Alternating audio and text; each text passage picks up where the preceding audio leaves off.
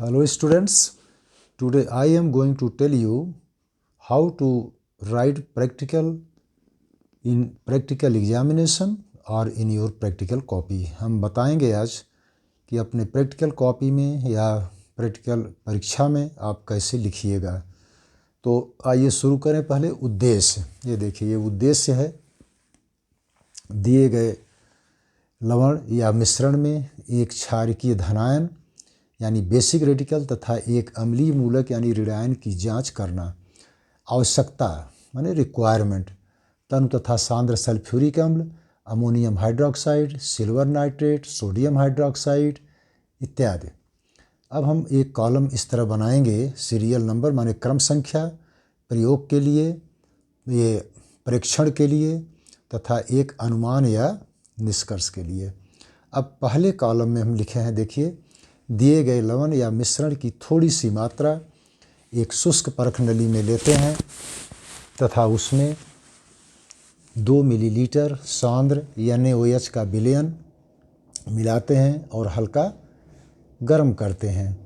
अब देखिए number A, परख नली के मुंह के ऊपर जल से भीगा हुआ एक लाल लिटमस पेपर गैस के संपर्क में ले आते हैं तो लाल लिटमस पेपर के रंग में कोई परिवर्तन नहीं होता, यानी 0 समूह अनुपस्थित। और जब हम सोडियम हाइड्रोक्साइड मिलाकर गर्म करते हैं तो कोई गैस नहीं निकलती, कोई गंध नहीं आती, रंग में परिवर्तन नहीं होता, अर्थात शून्य समूह अनुपस्थित है।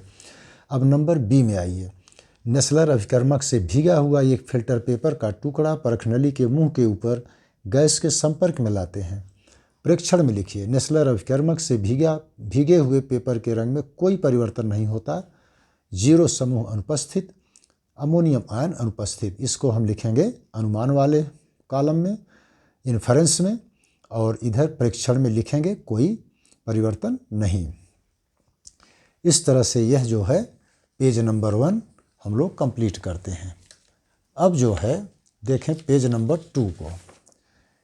पेज नंबर 2 में हम इस तरह से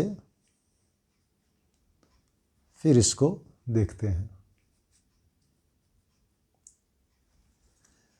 नंबर 2, दिए गए लवण की लगभग 0.5 ग्राम मात्रा एक बीकर में लेते हैं तथा उसमें 10 से 15 मिलीलीटर आसुत जल मिलाते हैं और हिलाते हैं। ठंडे मूल विलयन में तनु HCl बूंद बूंद करके डालते हैं। तनु HCl अवक्षेप के पूर्ण होने तक डालते हैं।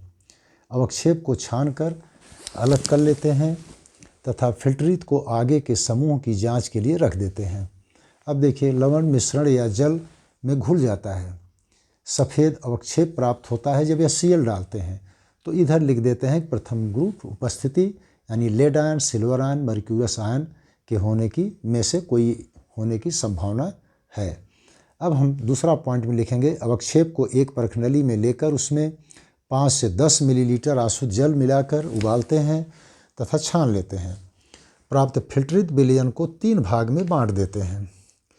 और अब देखिए सफ़ेद अवक्षेप गर्म जल में विलेय और ठंडे जल में अविलेय है, अर्थात PB आयन हो सकता है, PB आयन का संकेत देता है। तो ए नंबर हम PB के टेस्ट के लिए आगे बढ़ते हैं। और इसमें प्रथम भाग को ठंडा जब करते हैं सफ़ेद क्रिस्टल नीचे जमा होना शुरू हो जाता है, PB आयन की उपस्थिति निश्चित हो जाती है। और अब हम इस तरह से PB आयन को कन्फर्म करने के लिए कुछ और टेस्ट लगाते हैं। जैसे अब देखिए बी नंबर यानी द्वितीय भाग में पोटेशियम क्रोमेट विलयन को डालते हैं, पीला अवक्षेप आता है यानी PB ion confirm, lead ion निश्चित। इस तरह तीसरे भाग में तनु सल्फ्यूरिक अम्ल मिलाते हैं तथा 1 मिलीलीटर इथेनॉल मिलाते हैं और सफ़ेद अवक्षेप आता है, प्रेक्षण के कॉलम में लिखेंगे। और फिर प्रयोग के कॉलम में लिखेंगे कि अब इसमें अमोनियम एसीटेट विलयन मिलाते हैं। तो ये विलयन जो है, जब ये सफ़ेद अवक्षेप अमोनियम एसीटेट के विलयन में घुल जाता है, अर्थात लेड आयन की उपस्थिति निश्चित है। तो इस तरह से हम लोग इसको करते हैं। फिर 4 नंबर पेज में जाते हैं और प्रयोग के कॉलम में लिखते हैं यहाँ पर नंबर 1, एक शुष्क परख नली में लगभग लवण या मिश्रण की थोड़ी मात्रा लेते हैं तथा उसमें 2 मिलीलीटर तनु H2SO4 मिलाते हैं और हल्का गर्म करते हैं। कोई प्रभाव नहीं, कोई बुदबुदाहट नहीं, गर्म करने पर भी कोई प्रभाव नहीं, अर्थात carbonate, nitrite, sulphide, acetate, sulphide ये सभी अनुपस्थित हैं। नंबर 2, एक शुष्क परख नली में थोड़ा दिए गए लवण या मिश्रण की मात्रा लेकर उसमें सांद्र सल्फ्यूरिक अम्ल लगभग 2 मिलीलीटर डालते हैं तथा हल्का गर्म करते हैं तो हल्के भूरे रंग की गैस निकलती है, यानी नाइट्रोजन डाइऑक्साइड गैस होने की संभावना निकलती है। अब उसमें थोड़ा कॉपर की छीलन डालते हैं तो भूरे रंग की वाष्प तेजी से निकलती है और इसका मतलब कि नाइट्रोजन डाइऑक्साइड गैस की और संभावना बढ़ जाती है।